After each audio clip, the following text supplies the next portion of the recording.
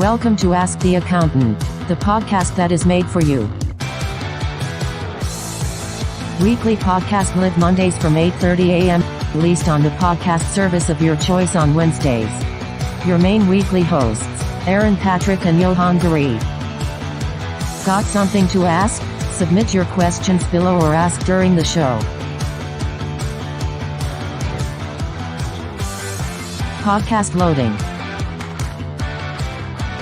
We are currently getting everything set up behind the scenes, so sit back, relax, and we will be with you in a few seconds. Enjoy.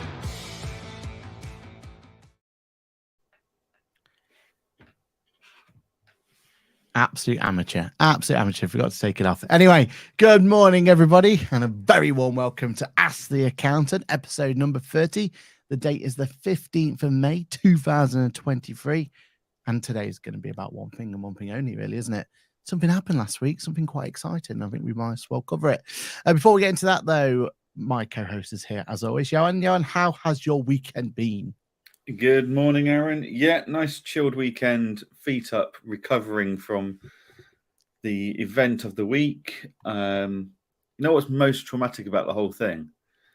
Is I've been on holiday and walked like 20, 30,000 steps in a day, looking at tourist sites and stuff, and my legs and feet have hurt less doing that than doing 10,000 steps in a day at a Countex.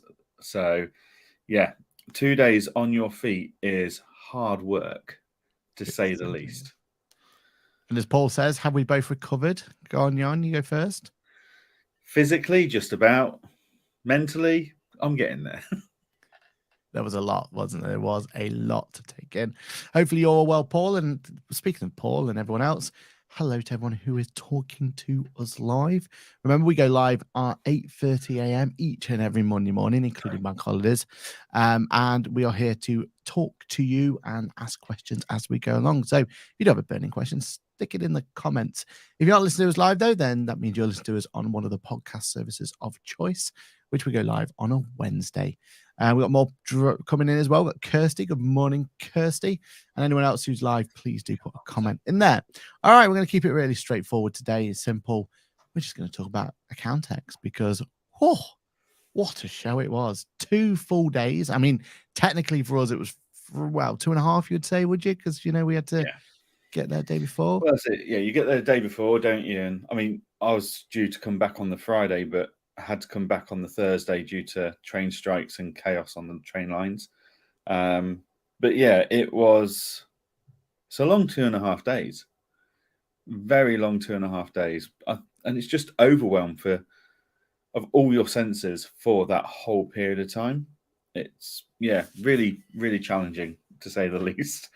The amazing thing is, it's a long 2.5 days, yet I still went away thinking, I forgot to do X. I forgot to do Y. I was supposed to go see so-and-so. And yeah, it's amazing how, yes, it's long and it is a full 2 days, but still not enough time, is it?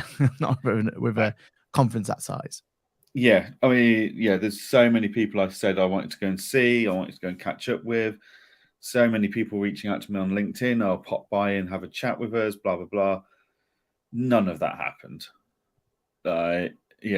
And I've seen quite a few posts on LinkedIn where people are a bit upset that they've not managed to do everything they wanted to plan and they're kicking themselves. I think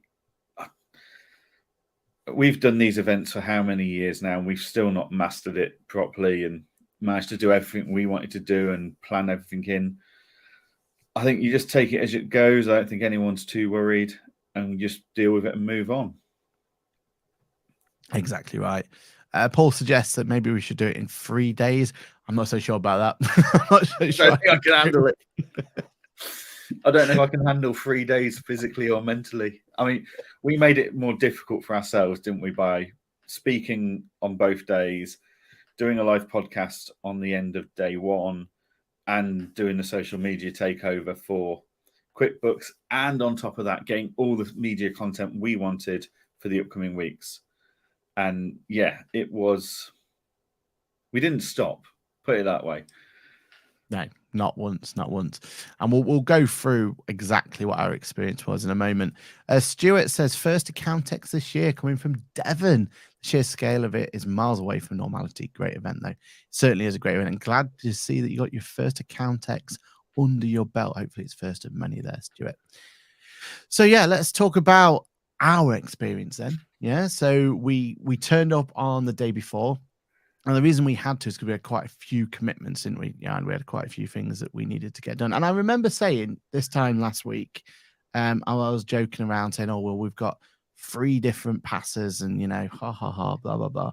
Well, actually, that exhibitor pass was an absolute game changer for us, wasn't it? It gave us that little bit of extra. I was calling them Mickey hours or whatever you want to call them. So it was a little extra hours. But I think without those extra hours, we wouldn't be able to achieve what we achieved, would we? No, I mean, we've got some fantastic content. We've got a whole new thing coming out, haven't we? Because we had that exhibitor pass. And I think, that was a absolute game changer for us for accessibility, sound control. Even when we were going around filming between like 8 and 9:30, 10 o'clock, whenever it opened, the noise levels were up there. But we could get some good content created without the crowds behind us. Yeah, exactly. It was completely surreal at first, wasn't it? When we first walked into that conference hall, and we've done it a few times, both me and you, and that first time when you walk in is so overwhelming, especially when there's all those people around. But it's eerily even more overwhelming when you walk in and there's nobody there. At one point, there was just the security dogs walking around, wasn't there? That's it. On day 2, we were there pretty much before all the exhibitors because we weren't all jaded from the night before. Because I mean, even on the night before, we were technically working, weren't we? Because we were going around taking advantage of the slightly tipsy software providers to get the inside scoop. So yeah, even then we were working, but we got there that early that the security guys were going around with the drug dogs and the explosive dogs checking everything was going to be safe for us, which I think that even that's a behind the scenes thing that you just don't take into account for these conferences, is how phenomenally secure they are and how well organized they are. Yeah, without doubt. And it was interesting as well because we were invited by QuickBooks to talk at the stand and also do the social media takeover. So we kind of, it was, for me, definitely was my first working in Accountex. I've attended many a conference before where we've kind of had bits to do here and there, but this felt like we were literally part of the QuickBooks team. It was brilliant. We were able to, that was our base, and we kept going backwards and forwards from it. Now, one thing though that was really interesting to see was just how well organized, just even the QuickBooks side of things. Accountex is a whole beast, and we'll talk about it on Wednesday. For anyone who doesn't know, we're doing a bit of a behind the scenes talk about recap over on Ashley's channel on Wednesday, and we'll definitely dive into there about kind of how Accountex itself is going. But I think what really stood out for me was just take into those little micro ecosystems, the QuickBooks stand, how well organized that was. There was people had their roles, they knew exactly what to do. We saw the people behind the scenes doing the technical stuff, even the things like the monitors being put on in a position way, and the sound testing we got to see and all that sort of stuff. It's just, I think, as a, when we were just consumers and just walking in there and being amazed at it all, it's like, wow, but when you see every little intricate detail that goes into place, it's absolutely mind-boggling, isn't it? Yeah, it really is. And these tech guys are getting their crack of dawn. They're running the live shows and speeches for us. Then they're packing it all away and securing it all for the nighttime. It's a long day for them as well. Yeah, and it was it. I mean, the stand literally is just made up of wood and everything else, isn't it? And it was interesting because it was the same stand as last year. So I imagine it was stored somewhere and brought back the next time. You imagine that's how it works. But it was really, really interesting to see how it works. So just to give everyone kind of a update of how we had tackled Accountex our end. So we got there nice and early, 8 o'clock, wasn't it, that we got there? Yep. And we started our whole process of doing the behind the scenes takeover. Safe to say we both learned a lot on how to do takeovers going forward. Like, it was our first attempt at it. And I'm sure QuickBooks has learned a thing or two as well about how to, construct that going forward and how that should work. But it was a really exciting, and it gave us that buzz throughout the whole account, isn't it? Yeah, definitely. I mean, it felt like we were members of the media, going up, interviewing people, getting insights and stuff. It made the whole event really exciting from a very different perspective for us, which was fantastic. Yeah, and I think what really got me about like that whole aspect there was us thinking about it in a different way. Like, it's, it wasn't just when we've been to conferences before where we've gone, oh, let's get a bit of this and a bit of that, but this was every 5 minutes we're thinking, oh, we should really cover that. Oh, well, someone's going to need to know about. Oh, well, what about this one? And it just completely put a spin on like what we were thinking about. It wasn't just from our eyes, but we're trying to figure out, well, how can we also get that in a really good light? And well, what about how are people going to know where the QuickBooks stand is? Surely we're going to show them and walk them to it and items like that. And it just, I thought it was really interesting the way that we were able to just kind of think of new ways of trying to throw this together. And again, like, short form content isn't our thing, is it? Like, normally we're long form content and podcasts, and there's no way we could ever do a 15-minute podcast like Ashley. I mean, he doesn't either, but we're not short form content connoisseurs. So having to think about it in that sort of way was quite different as well. Wasn't quite eye opener, wasn't it? Yeah, it was definitely a different mindset to create short form content. Having said that, I think we've come away with some fantastic long form content. Shall we explain our new go for the content? So what we did on day 2, we got there cracker morning, and we actually did what we called the grid walk. So we took this inspiration from the F1, because Aaron and I are both big F1 fans. And at an F1 race, once the cars are all on the grid, there's lots of celebrities, bigwigs, all the heads of all different driving companies are sat there. And Martin Brundle starts from the back and he walks all his way, giving you insights and insider knowledge and stuff, and talking to various people. So that's what we did on day 2, wasn't it? We did the grid walk. I mean, was it like 17 minutes worth of footage in the end? And that was quite brisk, and we weren't doing too many interviews and stuff. But I absolutely loved that. I can't wait to be able to go and do that at Digital Accountancy Show in a month's time. So yeah, it was fantastic. Yeah, it was a really good concept. And again, we just thought of it off the top of our head, wasn't it? It was, because we were in that mindset of trying to think of new ways and keeping people engaged. It was really, really interesting. Ashley, cannot wait till Wednesday either. We've already plugged it. You missed the plug, so we've already been there. We can't do it again. No. Definitely. Wednesday, we're looking forward to being on Ashley's channel and talking all things Accountex one more time. So no, really, really excited for that one. But I mean, that whole concept of the grid walk idea, I think one thing we did wrong on this one being the first time we ever did it, we did it too early, didn't we? There wasn't enough people around. I think you're right. If we can absolutely get that at the right key point, where people are just kind of warming up, just ready there, and we're kind of almost talking to them. And it is that concept. Like, you think about a grid walk is about talking to the drivers just before they race and just before they go off on it.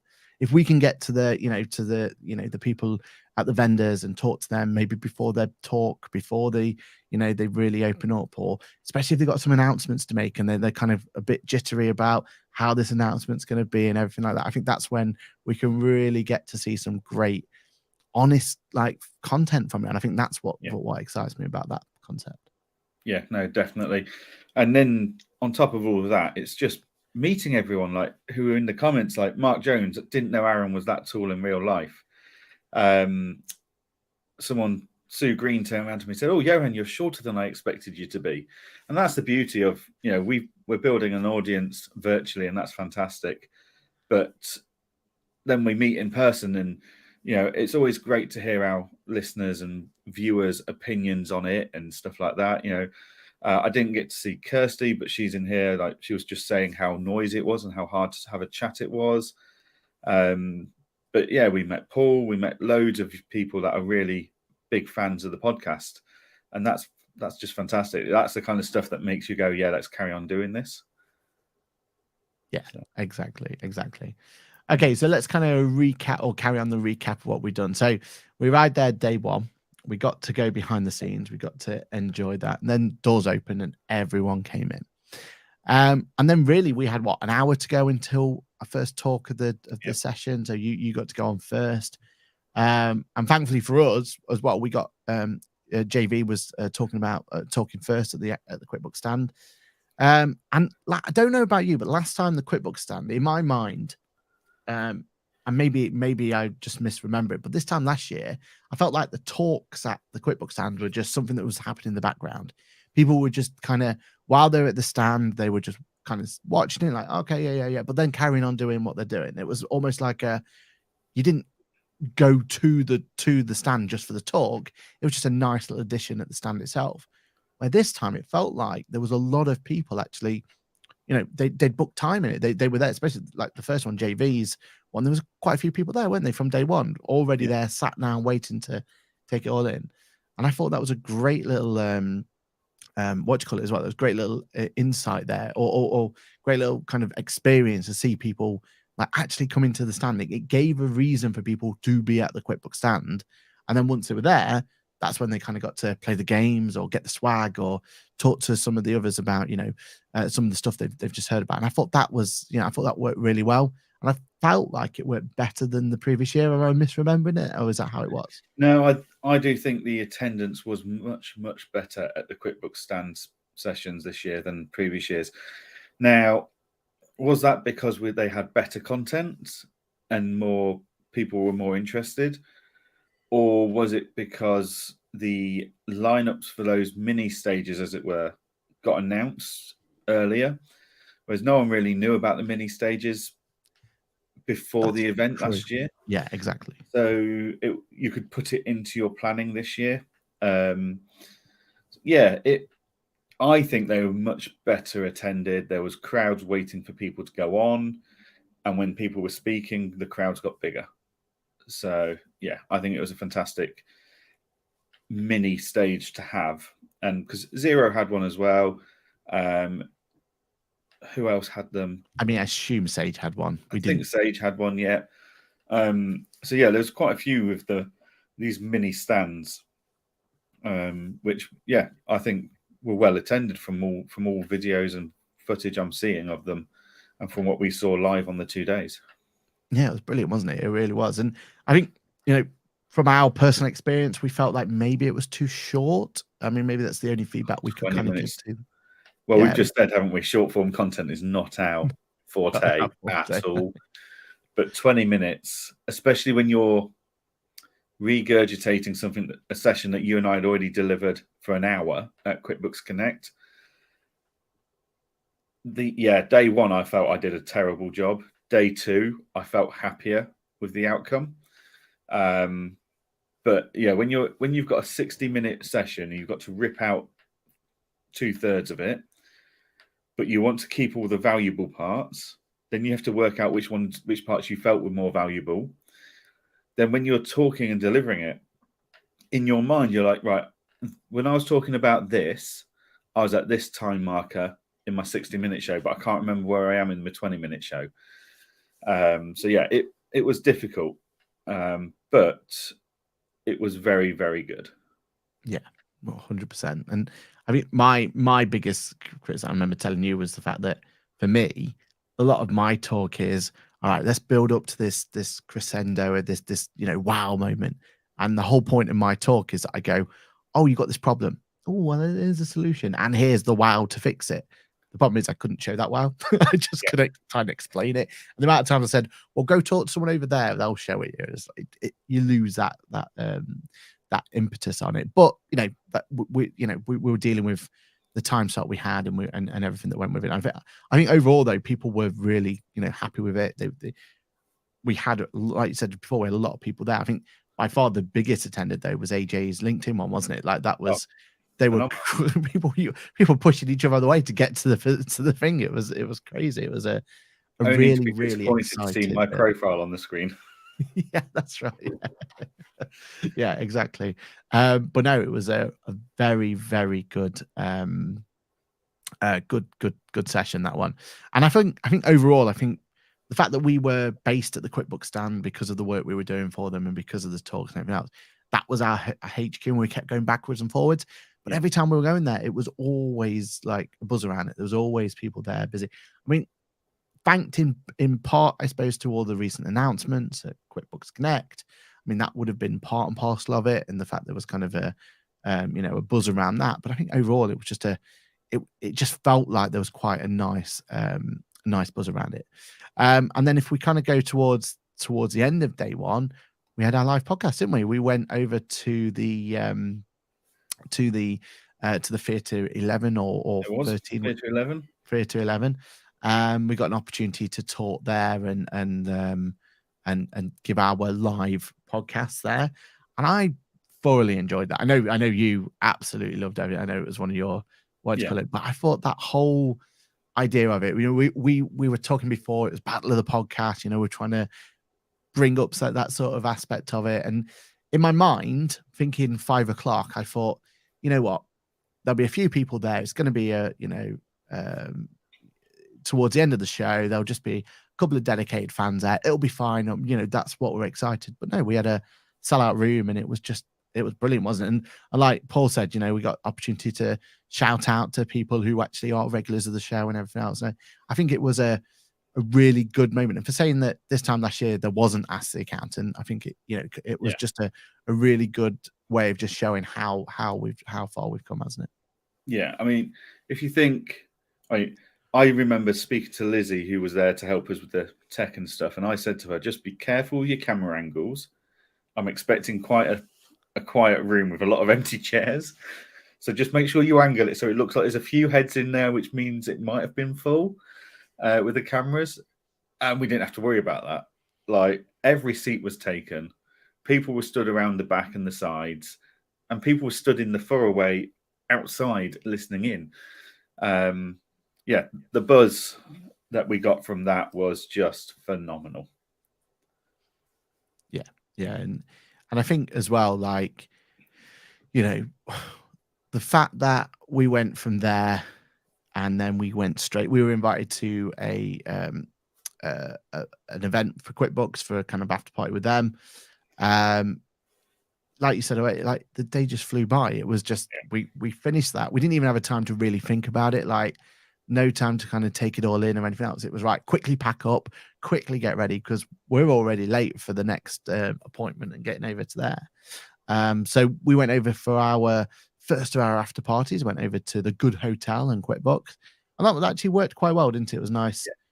Kind of chilled it all out a little bit. We had a nice little meal. We got to talk, to certain members of QuickBooks that we don't normally get the opportunity to talk to, and kind of bring that sort of in. And I thought that was a really nice part of the day, wasn't it? Yeah, it was a lovely way just to go and pause. Yeah. And chill, sit down. That was really, really appreciated, to be able to sit down. But yeah, it was fantastic just to be able to pause and go, that's day one done. And go. Yeah, exactly. So we did that. And then we went over to the Fox. We did. Had a pint. One whole pint at the Fox. The queues for the bar were phenomenal. The noise inside was horrific. I mean, I'm sounding like a proper old person here, but overall, that was sensory overload for me. Like, I was so pleased they have that outside area, and you could just stand outside and not worry about the ear penetrating music inside. But yeah, we went to the Fox. We had a pint. We caught up with a few different people, didn't we? Yeah. I mean, shout on my end, I got to shout across the bar to Samantha Mitchum, a friend of the show who's been on the show before. And we both said, "Oh, that's probably the only time we'll see each other during Accountex." And yes, it was. It was. And I think that's kind of sums up how it is at Accountex. It is so vast, so big. You just bump into people, don't you? And that's and you're grateful if you get to do that sometimes, because going through the conversation topic and people chatting in the chat now, like people were missing each other. There wasn't opportunity to see everyone, and it's just such a vast thing, isn't it? So yeah, but the Fox was absolutely mayhem. Yeah, it was good. Well, I had to go at doing a TikTok video. I don't know about you, Johann. You were I tempted, did weren't not. you? I You were sat close. watching, quite entertained. Yeah, I was quite entertained by you trying to be that energetic and able to jump and dance after such a long day. I mean, that was an achievement in itself. I mean, shout out to Rachel. I think her creation clinic. We went there a couple of times, didn't we? Over the space today.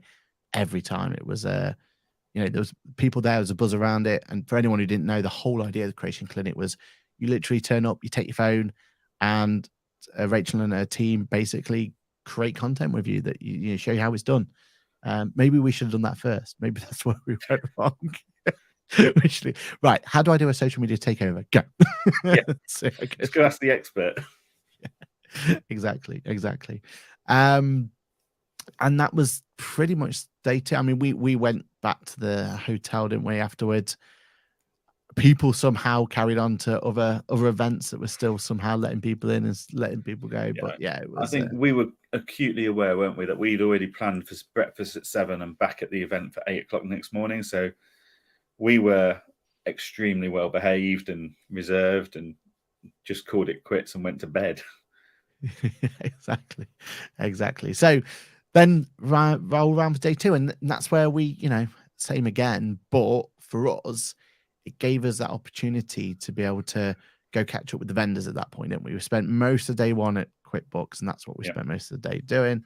Day 2, we got the opportunity to go and talk to the different vendors, and everyone was saying how busy the place was, how energetic the place was.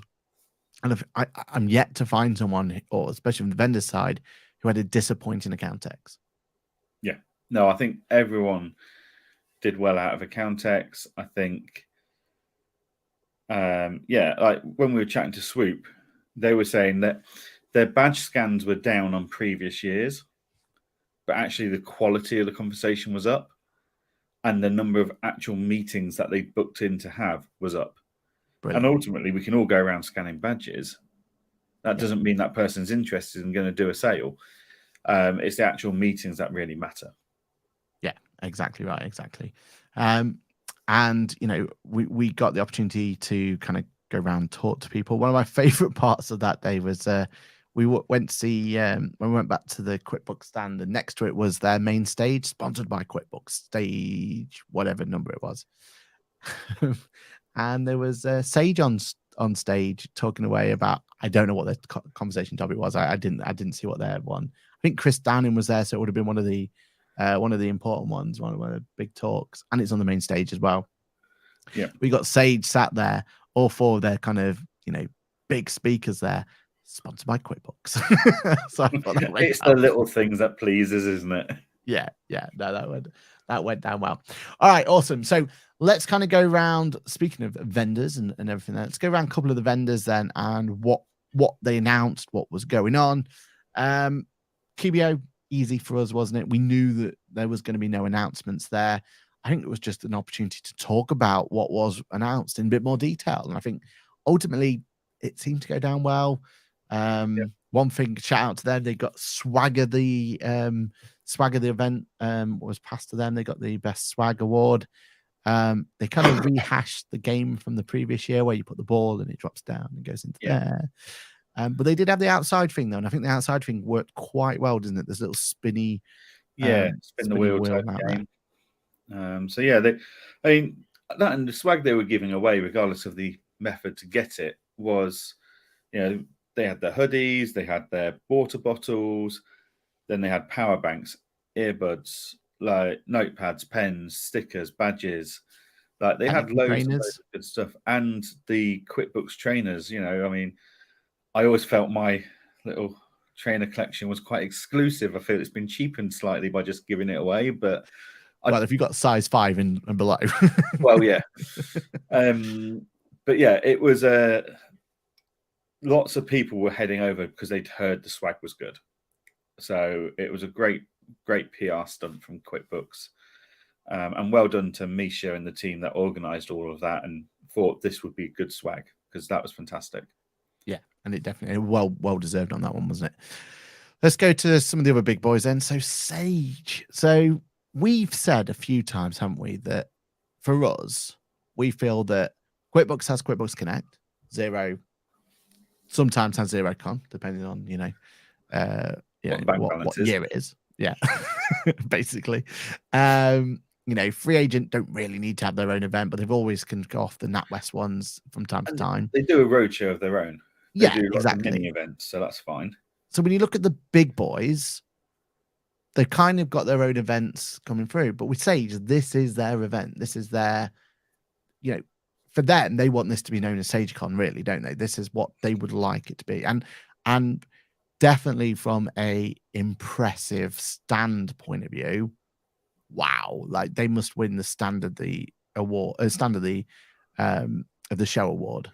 Easily. We've heard they spent a pretty penny on it, so kudos to them. But the stand looked very, very impressive. Yeah. One thing though that we didn't, or what I was expecting, was I was expecting a big announcement, like something. Acquisition probably unlikely, new feature more likely. There wasn't anything, was there? And that was quite surprising for saying this was their show, if you like.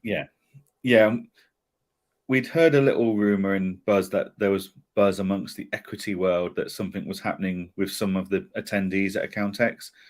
It didn't turn out to be anything. There might be something in the coming weeks, or we've not got any names or anything like that. We just heard there was noise in the equity markets at the moment. But yeah, Sage certainly had the stand of the year. I mean, some of the numbers we heard that they'd been spending on it were phenomenal. It's big money, and I don't quite know how you get the return on investment there for that.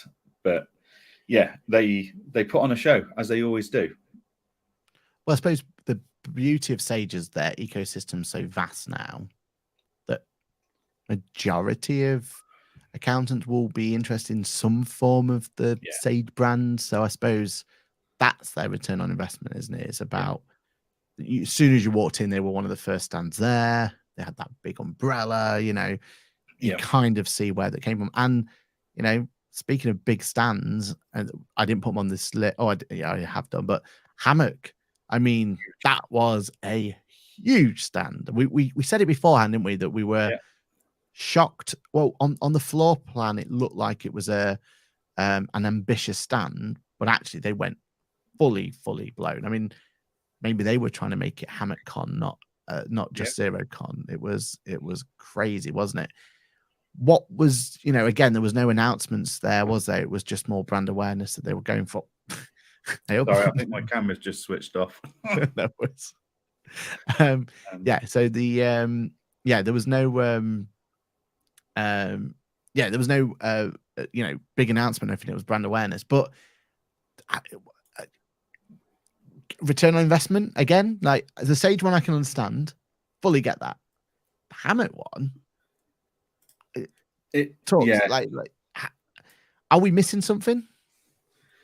Yeah, from a Hammock point of view, I don't know where they were going to get their money from that event. Right, that was it's a tough call for Hammock to spend that kind of money. Just from what I've seen of the landlord industry, the pain point's not big enough at the moment for landlords to go, yes, we're going to use tech. Yeah, and like Stuart says here, like I met Hammock 2 years ago at DAS, and it was just a tiny round desk, and that's how we've known them. And we talk lyrically, we love their platform, we love their software. It's just like, wow, like that's. I mean, surely who's fallen away then? Was it the deck stand smaller this year compared to it? Is that the one that's fallen away? Because surely they never used to be 4 massive stages like that, did they? Or am I misthinking it? I don't know. I think the Dex was about the same size as previous years. Yeah, maybe they got rid of a few small stands. Like, I don't know. It's an odd one. It is. But well, hopefully, fingers crossed for them. It's done the numbers they need. I assume they've got a gold standard DAS, so maybe we'll get a chance to talk to them there, and figure out exactly what's happened. So some of the big boys again, Zero. I mean, they were there and they had coffee machines everywhere. Again, no announcements. I don't believe there was any announcements. So yeah, it was more of a brand awareness more than anything else for them, wasn't it? Yeah. I think just being there. I mean, they were there. Yeah, and that's really all we can do. I mean, they still had their. You walked in, they had that impressive kind of walking through, and you can see it 0, 0, 0, 0, all above it. So you had that there, didn't you? Was again, and actually they're saying how good Hammett was, and Paul saying that there was some mergers, some stands combined into two. So yeah, completely agree. Then we had one of the big ones, in my opinion, in terms of actual news. This year was light on vendor news, but Bright came with two big announcements, didn't they? So first of all was Bright Tax, which basically is BTC. So for those who don't know, BTC, which is a accounts production software, has now gone cloud-based, and Bright Tax was their big announcement for this particular account tax. I've played with it, used it. I am not overly impressed with it, but I think I'm not the right target audience if I think about it. I feel like Bright Tax is basically first and foremost making sure that they are keeping the Bright or the BTC hardcore users happy. I think that's what their first aim of the game is. Let's try and replicate what the BTC hardcore users like. Let's put it in the cloud.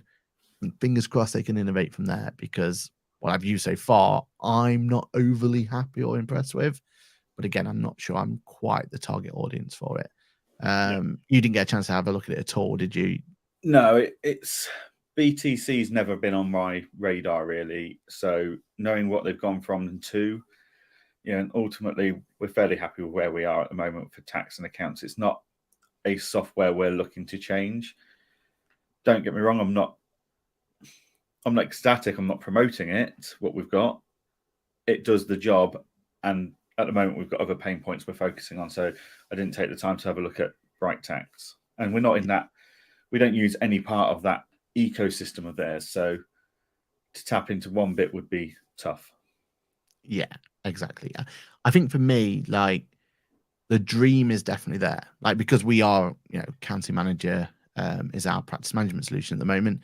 The dream of an accounts production, payroll solution, everything talking to there is amazing. Like the idea that you send out a set of accounts and it just updates your tasks for you. Wow.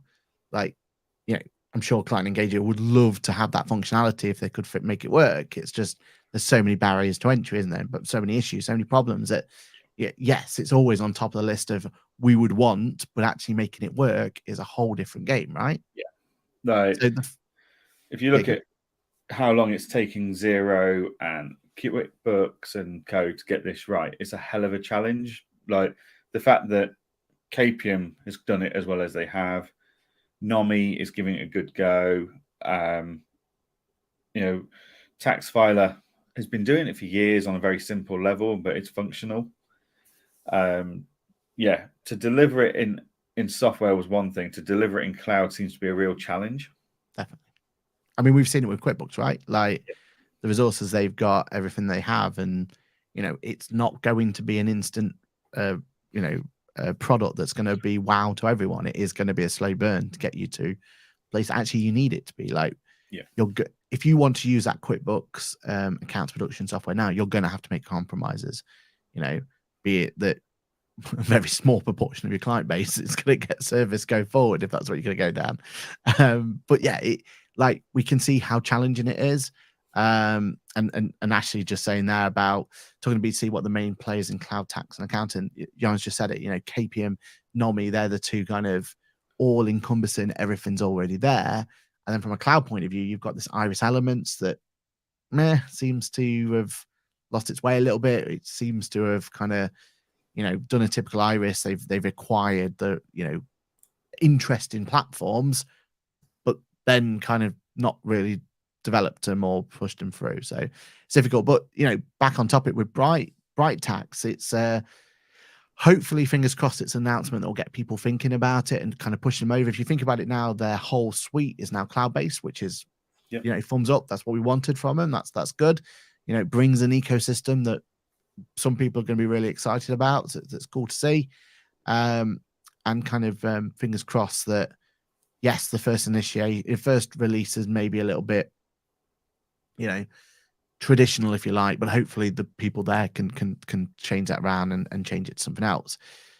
What they did release, though, was, no news to me because I've been there beta testing it for a long time, but maybe news to some people. Was Bright Propose something that people was aware of? If were you aware of it, sort of thing? I knew they were dabbling in something. How they've done it isn't quite what I was expecting them to do. I was expecting them to have something built into Accountancy Manager. Yeah. In the same regards that we've done that at Client Engager, that you've got the built-in proposal tool, as it were. They've built it as a standalone product, which fine, okay. That I suppose that gives them the opportunity to talk to the whole accounting market, rather than just the users. The Accountancy Manager users, which fair play to them. That's a great idea. You look at Ignition, you look at Go Proposal. They aren't tied to just one CRM practice management tool. They're open to use them all.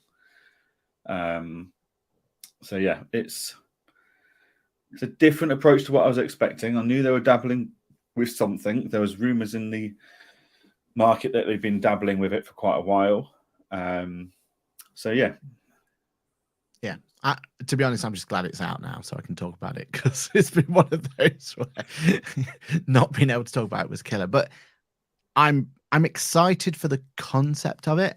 I feel like at this point in time, that like you just said there, the whole idea is that they're trying to make sure that they've got that standalone product, so that if you're not an AM user, you could at least be interested in it, right? Get that, understand. And as you've just said there, the big competitors then straight away is Go Proposal, Ignition, and you kind of toe to toe with them. Yeah. If anything, they're not toe to toe with the likes of Client Engager now, because Client gone a different way. It's like you said, it's built in, so you can see where they're going. My concern is that they're focused too much on the competition and what the competition are doing, and they're not focused on what really their core audience would be.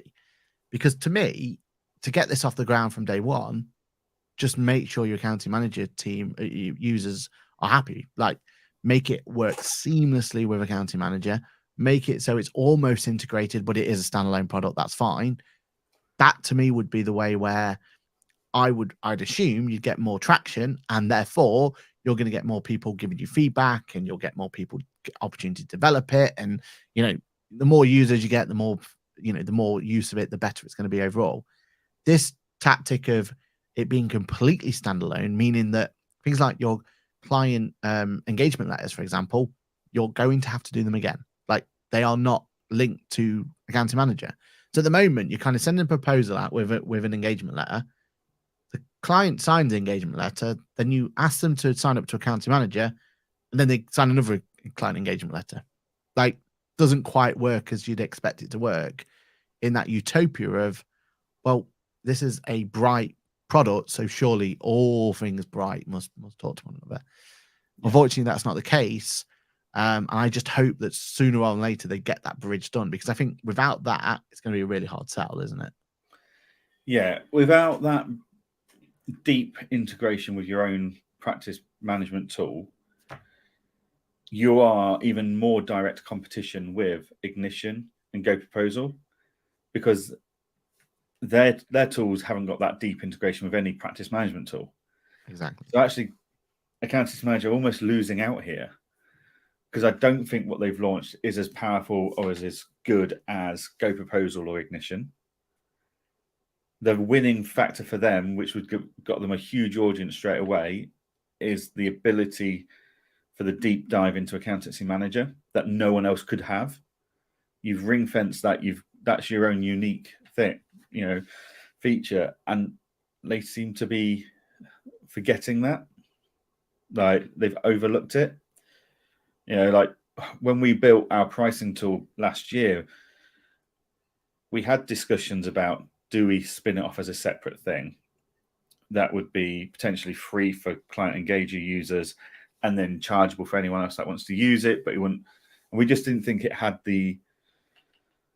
wasn't as slick, it wasn't as well done as that market have done elsewhere in the form of Go Proposal, Ignition, PandaDocs, etc.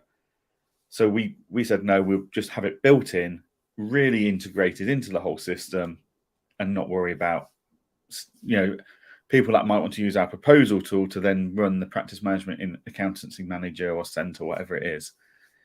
So yeah, I feel like they've made a boo-boo here. Yeah, it's a shame, isn't it? I also feel like the buzz around it and excitement around it of a new product, like you want to be pushing your front forward for your best foot forward, right? And I just felt like if they'd have just shown it as this beautifully integrated solution and it helps onboarding and it goes from there, I just felt like there would be more people being able to really push it. But now it's a good product, don't get me wrong, but there's this compromise but there's this, and it's felt like they've released it with a but, and that's a shame when it's a brand new product from scratch. Like, the BTC to Bright Tax, I can almost give them a pass on that one because that's legacy, right? Like they've got a really fine line between people like me being happy and like when I did my beta testing for them, I gave them an honest and quite scathing review. But actually, when I think about it, again, that wasn't for me, right? I can give them a pass on that. It was designed really for the BTC users. Like, get them right first. Like, clearly they want to be happy first. They're the ones you want to be looking after. But when it's a brand new product, you want to be releasing it without the but, don't you? And I think that's what the unfortunate thing. What we won't go into exactly the pricing because I don't think they quite have nailed those pricing points yet. And to be fair, like, well, the price is the price, right? Yeah. What is worrying though that also came with that is that there's potentially going to be a limit to how many proposals you can send out, or that sort of thing. Those sort of things are just, again, feel restrictive, feel like it's, go proposal, do it their way, whatever. That's what they want to do. We don't need a competitor toe for toe for Go Proposal. We just need something else. Like, I'm waiting for one of these that are going to charge per proposal, whatever. Why not change the way and why not be a bit of a disruptor? And maybe we only charge you if you win the job, for example. That'd be a new novel concept, right? Yeah. But there's no seems to be wanting to disrupt it other than like Client Engage just gave it for free and like you can have it. But if you're going to charge for it, then surely we need to change the way that charging for proposals is done, not just follow the route of it. Is that fair to say? Yeah, I mean, one of the things I think would be interesting for these standalone ones to do is a lot of people moan that they're paying for Ignition or Go Proposal or Bright Proposal, whatever they're going to use, on a subscription basis. But they're not sending out proposals on a monthly basis. So actually, is it value for money for them? Whereas if actually you just charged a fixed amount for each proposal you send out, or you charged a percentage of the fee that you win off that proposal, then I think that's justified.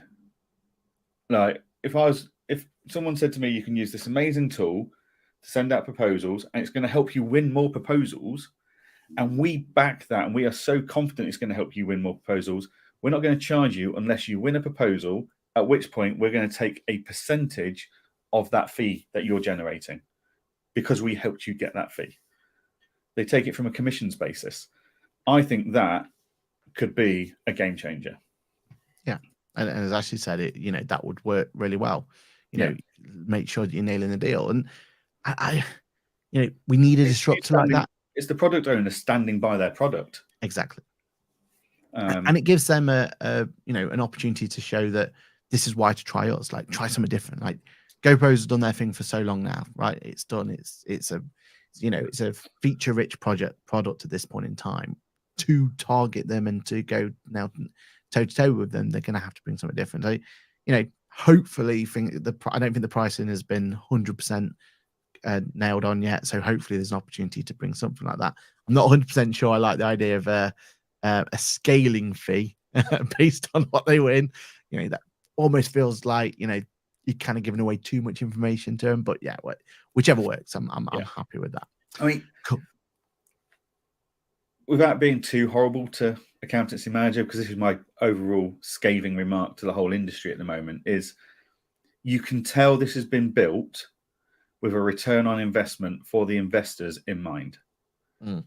Because if accountancy manager wanted just uptake and proof of the concept, this would be free of charge for any accountancy manager users. It would be added value, but it's not. Like, everyone, if you're using accountancy manager, you're going to have to pay for this bolt-on. At which point you have to ask yourself, right, is it worth however much they're going to charge to send out however many proposals a month they're letting you send out, versus using a spreadsheet to calculate the price and then putting that into accountancy manager and sending out a basic letter of engagement from there? That's too many decisions for a firm owner to have to make.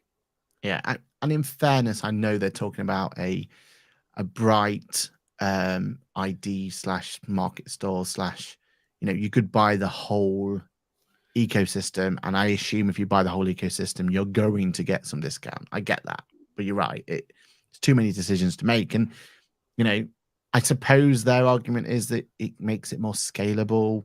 But then at what point do you decide that actually winning new works, you're at that level where you can afford to win? You know what I mean? It's almost like that should be one of the first ones, as well as accounts, practice management tool. I mean, don't get me wrong. They can carry on doing what they want to do the way they're doing it at the moment, because it makes it an easier win for client engagement. Yeah, true. Like, right, so you're using accountancy manager. You've got X amount of clients. You've got how many staff? Right. So you're now paying, so let's say 4 staff. So you're paying 120 quid a month to accountancy manager. You're probably paying half of that to client engager. Oh, you want the proposal tool as well? Well, that's another however much a month they're going to put on top of that. Plus, if you want to send out more proposals than they're letting you do, there's probably going to be a surcharge. Yep. Oh no, we've got all that built in. Yeah. So exactly. as much as I'd love them to listen to this and go, these guys have made a really good point, we need to disrupt the market. From a client engager point of view, carry on as you are. Because we'll come in and disrupt the market. Everything we're doing is added value. We're not building or planning to build anything that increases the price to use our product. Yeah, 100%. And Paul makes a good point that, for the year he used GoPropose, he lost more clients and we're not using them. But as he does say, that is related to more of his clients than and his audience for his clients than anything else. But a good proposal solution should be something that helps anyone in the practice be able to sell the product. That's where I see that's where proposal becomes important to me, right? When you start scaling your practice and it's not just you going out there trying to win work and you're having to rely on your staff to get that proposal right each and every time, that's where the bread and butter comes for me. And that's where, I'm hopeful that that's where they can bring that in. Okay, cool. And my firm sent out 2 proposals last week without any intervention from me. Exactly. Now, I know when I look at my team's close rate, I am a better deal closer than the rest of my team. But I've been doing it for years. Yeah.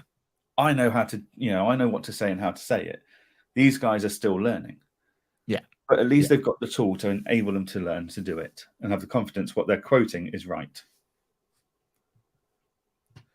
And Bright Payroll was, that's exactly it, wasn't it? It was a disruptor. Matthew says here, it surprised me. Bright pricing policy as Bright was very competitive when they launched Bright Payroll. It was a huge disruptor to the industry. It was like at the time it was just Sage Payroll, really, wasn't it? Which was obscenely expensive for what it was. And Bright Payroll came in and just like, hold my beer, and you can get all that plus more at a lot less. It's an odd one, isn't it?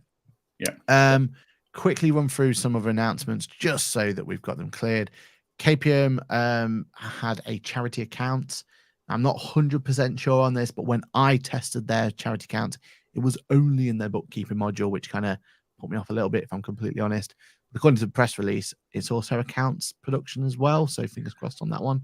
That if they do that, if that's what they've done, if that press release is right, then that is a brilliant thing, because that's first to market to have proper charity accounts, and that's a massive plus. And really good string to their bow. Iris released extends elements. We were talking off air. We have no idea what the actual release was. It seems like they've just kind of put everything back into Elements one, which was already happened. So unless they've just accelerated that, whatever they've brought in their extension to Iris Element. Effectively, it's the final nail in the coffin, pretty much, to TaxFiler, isn't it? That's pretty much gone now. Anyone who is on TaxFiler, I really would just count your days at this point. Don't know how long you've got left until you get moved over, forced at gunpoint. But yeah, that just seems to be what it is. We went to see our favorites. So Cresco, Swoop, we've already mentioned, Swoop itself, but Cresco, good presence, and fingers crossed we got a breakthrough with them and QuickBooks, didn't we? That could be the big news of it. So hopefully, fingers crossed with that one. At least we got people talking to the right people. And there were some new boys there as well on that apron, as we've already mentioned. Big shout out to them. And how we say in the other software, the decks on steroids, what we call them, Aurelia, something like that. That's the one. They were the other one that we had a bit of a social media interaction with. So interesting concept. We'll see how they deliver in the coming months. Yes, we've got some things out. I mean, we ran out of time, but one of the big conversation topics was going to be, is AI a fad or not? Because we wanted to talk about that, but we can save that for next week. So in fact, any questions, please do put them in the question box. I'm going to stick that in there, because we may be thinking that AI was a bit of a fad. We were really excited about it last week. I wasn't. Were you? I didn't think AI was a fad. No. Sorry. In the concept of what was released. Oh, right. I should be, yeah. Because we were really excited, but it feels like what has been released so far, not quite what we were expecting. And I think there's definitely room for a lot more to come back on that one. So fingers crossed, because we really do, we want to see it come through. We want to see the excitement side of things, but it just doesn't feel like what was released is what we were expecting. But it's early days, isn't it? Yeah. So if you do have any questions, especially with items like that there, Kirsty, stick them in the question box. I've just put the thing there and we can talk about it there. Final bit, we had a bit of a poll on LinkedIn, a quick poll for Accountex in the UK about Accountex 2023 in London last week. The answers were, I didn't attend Accountex. I attended and I was glad I did. And I attended and I wish I hadn't. 31% said they didn't attend Accountex. Seems about right, doesn't it? There's a lot of FOMO, wasn't there, unfortunately, with people not there. I attended and I'm glad I did, was a massive 63%. So that's got to be good. 6% said I attended and wish I hadn't. I'm not going to name names. I think I can know one person who wished they didn't attend, but that's one for another day. Well, maybe not another day, or maybe we can never say that off air. I think if we ever do an after party of Ask the Accountant, then do come up to me and I'll explain exactly who I saw walking around by themselves. And I definitely feel like they were one of the 6%. Wonderful. Anything else you want to finish on there, Johann, before we wrap up? Savage there, isn't it? No, I mean, overall, what a fantastic week.